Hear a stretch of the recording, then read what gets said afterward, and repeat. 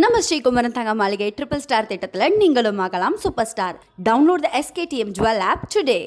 ராமதாஸ் அன்புமணி இடையே சுமூக உறவு ஏற்பட வேண்டும் என்பதே பாமகவினுடைய நிர்வாகிகள் மற்றும் தொண்டர்களுடைய விருப்பமாக இருக்கக்கூடிய சூழ்நிலையில் தற்போது பாமக நிறுவனர் டாக்டர் ராமதாசுடன் பாமகவினுடைய தலைவர் அவருடைய மகன் அன்புமணி ராமதாஸ் தைலாபுரம் தோட்டத்தில் சந்தித்து பேசி வருகிறார். இந்த பேச்சுவார்த்தை இன்றைய தினமே சுமூகமாக முடியும் என எதிர்பார்க்கப்படுகிறது.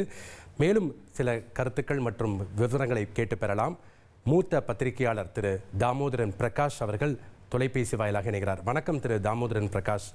இந்த பேச்சுவார்த்தையில் மிக முக்கியமான பேச்சுவார்த்தை இடம்பெறும் அப்படின்னு எதிர்பார்க்கப்படுகிறது. இந்த பேச்சுவார்த்தை இன்றைய தினமே சுமூகமாக முடிய வாய்ப்பு இருக்கிறதா? ஏன்னா இன்னும் 10 மாதத்தில் சட்டமன்ற தேர்தலை எதிர்கொள்ளும். தந்தை மகனுக்கும் இடையே ஒரு மிகப்பெரிய ஒரு பிரச்சனைங்கும் போது எப்படி இவங்க சட்டப்பேரவை தேர்தலை எதிர்கொள்வாங்க? கூட்டணி அமையறதுக்கான வாய்ப்புகள்லாம் இருக்குதா? இதுல ராமதாஸ் வெற்றி பெற்றிருக்காரு. அவர் கட்சியில நடக்கக்கூடிய சில விஷயங்கள்ல அன்புமணி ரியாக்ட் பண்றதும், அவருடைய சொந்த விஷயங்கள்ல அன்புமணி ரியாக்ட் பண்றதும், குடும்பத்துக்குள்ள ரியாக்ட் பண்றதும் அதிருப்தியில தான் இருக்காரு. அவர் பாஜக கூட்டணிக்கு இவர் போறாரு, இவர் தான் அந்த பார்லிமெண்ட் தேர்தலில் இவர் ப்ரெஷர் பண்ணாங்க, இவரும் சௌமியா அன்புமணியும் ப்ரெஷர் பண்ணாங்க அப்படின்றத ஓப்பனா எக்ஸ்போஸ் பண்ணாரு.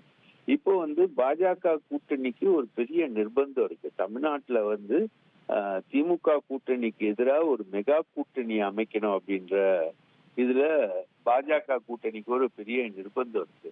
அதனால அவங்க இந்த பிரச்சனை பெருசா போச்சுன்னா பாமகவுடைய வன்னியர் வாக்குகள் சிதறும் அப்படின்றதுனால பாஜக இந்த விஷயத்துல அன்புமணியுடைய ரோலை அவங்க ஆதரிக்க தயாரா இல்ல.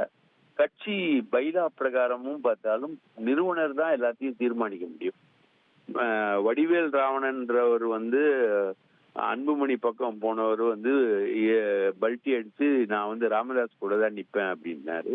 அதே மாதிரி பூத்த அருள்மொழியும் வன்னியர் மகளிர் சங்க மாநாட்டுக்கு நான் அன்புமணிக்கு பெரிய முக்கியத்துவம் கொடுத்து போல. அப்போ ஃபுல் ஃபோர்ஸ் அதே மாதிரி காலியாக உள்ள மாவட்ட செயலாளர் பதவிகளுக்கு மாவட்ட செயலாளரை ராமதாஸ் நியமிக்க ஆரம்பிச்சிட்டாரு.